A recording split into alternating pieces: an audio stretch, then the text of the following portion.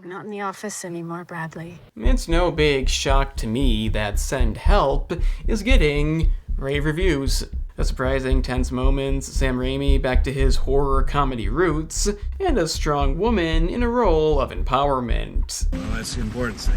While the performance is good and the movie is truly entertaining, it's lacking one element that would have made it truly amazing. In other words, I don't satisfy so easily. This is gonna have to be a spoiler review, but I'll save that until it's needed, and give you a you'll have to take my word segment. The biggest issue with Send Help, and I know it's meant to be comedic, but the way the movie plays out, you get the feeling you're not supposed to care.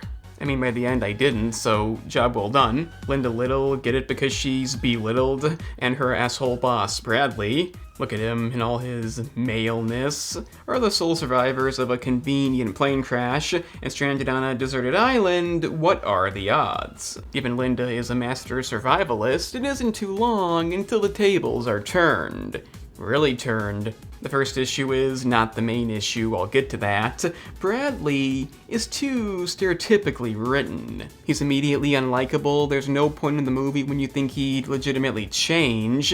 This be okay if Linda was well written, but like Avatar 3, well, you know, she's clearly way more into being trapped on the island as it gives her control, but the problem is we don't get enough time to know her. Hate to say it, but she is kind of annoying in the intro. I'm not condoning Bradley's behavior, but they get stuck there, and she's like, yeah, this looks good. You do feel bad for Linda at the beginning being treated badly, but I wouldn't call it creative writing. If you've seen the trailer, you've seen that part. Let's just say things go down that are less than justified. It's done in a way that fails to invoke feeling. By the end, you don't care about either of them. It's kind of like The Hateful Eight, only not as self-aware. The ending doesn't reflect it. I'll get back to what I mean by that. It's nothing against the acting. That's really good. In fact, it's the best thing about this. They're both good, but Rachel McAdams really makes the movie, successfully nailing a few tones, annoying, joyful, and psychopath.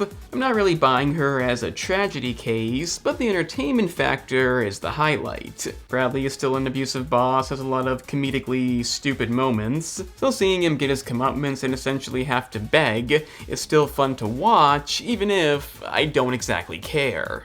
The gory, or in this case, gross out scenes are kind of fun to watch too. A bit out of place given they're so ridiculous. Sadly, a certain scene with a wild boar leans heavily on the CGI. I notice because it gives me Strangers Chapter 2 vibes.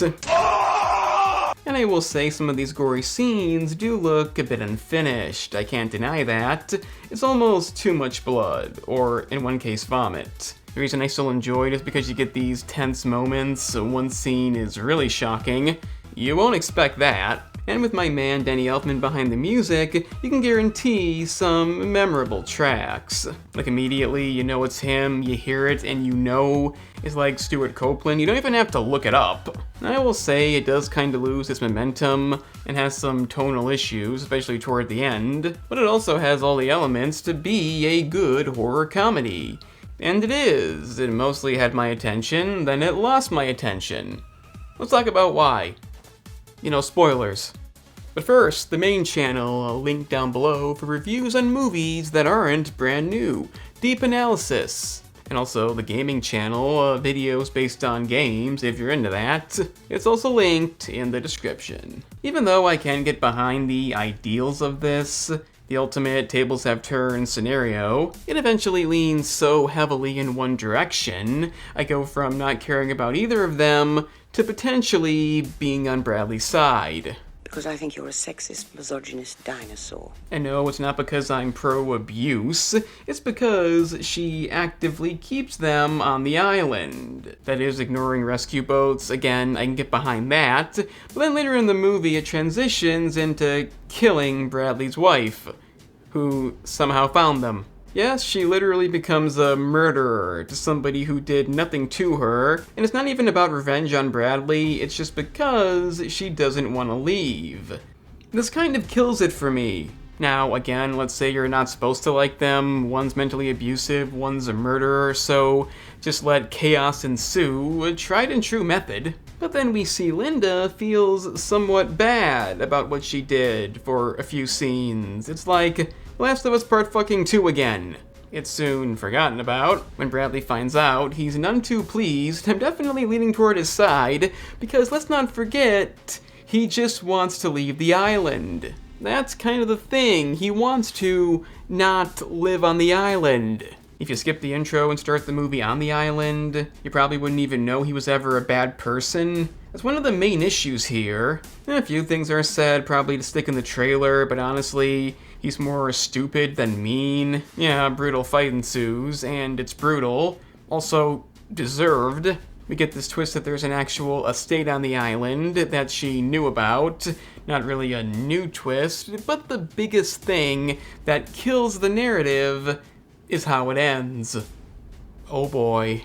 Before I reveal it, just note the ad on TV saying don't spoil the ending, you won't believe it, and other things about the movie is nonsense. Upon revealing that she kept the place secret, and Bradley swearing he truly loves her, it's one of those moments of who would be that stupid to believe him, but she believes him until he's lying. They fight again, in which she wins, and kills him. Is eventually saved and becomes famous off of her story. That's bullshit. At this point, you really have to accept you're not supposed to care, but at the end of the day, it's not the ending it should have had. Yeah, he was a bad guy, I get it, even though he never did anything that bad on the island, aside from drugging her so he could escape on his own, but even then he made it clear he wasn't trying to kill her. With movie logic, I can accept her not wanting to leave, but I can't overlook the fact that she killed 2 innocent people. His wife, who clearly loved him because she came there, and the guide she pushed off the cliff. That's still worse than anything he did. You can't tell me she's really a victim. At that point, she's been in power the whole time. It'd be like if at the end of The Hateful Eight, the 2 survivors weren't doomed to die. That's why that movie works, The Hateful Eight, but nobody wins, nobody makes it, nobody lives. It's true, entertaining chaos. You only had one bad movie. Honestly, the film Triangle of Sadness kind of did this entire concept better, even if that was the weakest segment. This is way too in your face. I'm not trying to say it's meant to have a message, maybe it's just a fun movie and that's fine, because it is a fun movie. That's about all it is. But if they both killed each other, if she didn't get this life of luxury as a reward for murder, it would have been way more memorable. The movie is still engaging, the acting is still great, it's enough to keep you invested, but this really is a what could have been deal. You can say it's not meant to be, you're not supposed to care, it's all I can figure, but the way I see it, there's no good reason to just stop at that. Sam Raimi gave us a mostly unique experience, but not an amazing one. Could have been worse, John. A lot worse. And I guess see it in the theater is something that's gonna stick with you, so why not have fun with it? And once you do, let me know what you thought about Send Help down in the comments. And like the video, subscribe down below, share it if you can, and hit the bell to get notified because recommendations, well, they're not coming.